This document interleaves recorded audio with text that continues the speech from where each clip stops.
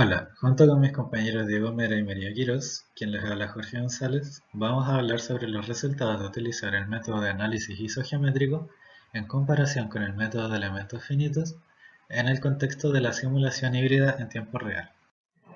En primer lugar, tenemos que la simulación híbrida es una técnica experimental que busca modelar el comportamiento de una estructura mediante la subestructuración en una parte numérica y experimental.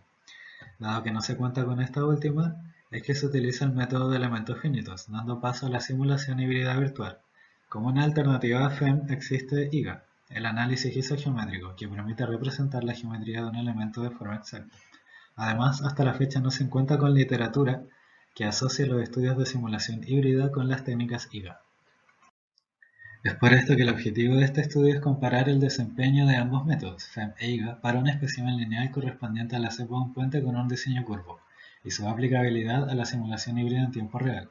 La hipótesis que se plantea es que la modelación de elementos estructurales a partir de IGA permite mejorar la precisión y eficiencia numérica en simulación híbrida en tiempo real, junto con una mejor captura de la geometría del espécimen. A continuación se muestra un diagrama de flujo de cómo es que trabaja la simulación híbrida que será explicado más adelante. Con respecto a las metodologías, el método FEM utiliza dos espacios, el dominio estándar para realizar integraciones numéricas y el dominio de referencia, que es el espacio físico donde se encuentran los elementos. En IGA, estos corresponden al Parent Space y al Physical Space respectivamente. Existe un espacio paramétrico que es el cual ordena los elementos utilizados en un patch de IGA. Sin embargo, estos dos métodos entregan una matriz de rigidez que debe ser invertida para obtener los desplazamientos requeridos. El modelo que se va a considerar en este estudio corresponde a un puente, el cual se va a simplificar a un modelo de 2 dimensiones con un corte transversal, al cual se le va a aplicar una aceleración basal, y la geometría de las cepas va a contar con un diseño curvo. Para el análisis se va a considerar un hormigón G25. Para la implementación de la simulación híbrida virtual se realiza un diagrama de bloques en Simulink como el que se presenta en pantalla. En primer lugar, se ingresa una aceleración basal que corresponde al terremoto del centro de 1940, escalado en 40%. La estructura de referencia corresponde al modelo presentado anteriormente, el modelo de 2 dimensiones del puente, el cual es particionado en una subestructura numérica donde se le extrae una de las cepas y es analizada como su estructura experimental junto con el actuador, componiendo lo que se conoce como la planta experimental.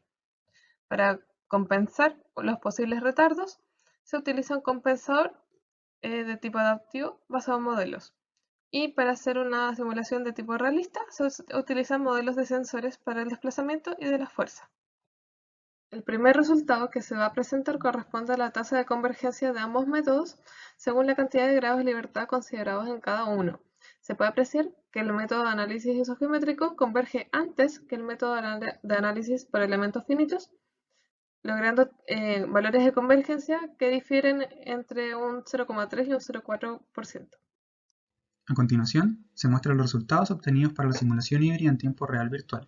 Lo primero, una comparación de los desplazamientos en función del tiempo desde ambas metodologías.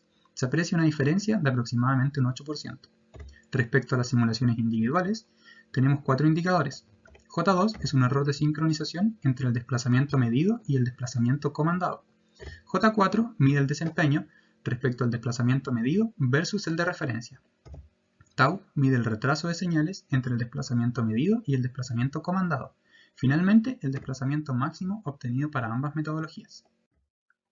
Respecto a esfuerzos, tenemos el siguiente video. Este es un extracto entre 9 y 20 segundos de la simulación. Además, se utilizó un factor de escala de 5 para amplificar los desplazamientos y que estos sean apreciables. Es observable que en cuanto a niveles de esfuerzo, ambas metodologías entregan buenos resultados. Sin embargo, IGA entrega resultados mucho más suavizados. Esto es apreciable en la siguiente imagen, en donde se redujo la cantidad de colores a utilizar.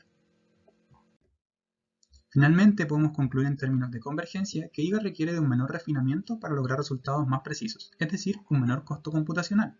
Además, entrega resultados de esfuerzo mucho más suavizados.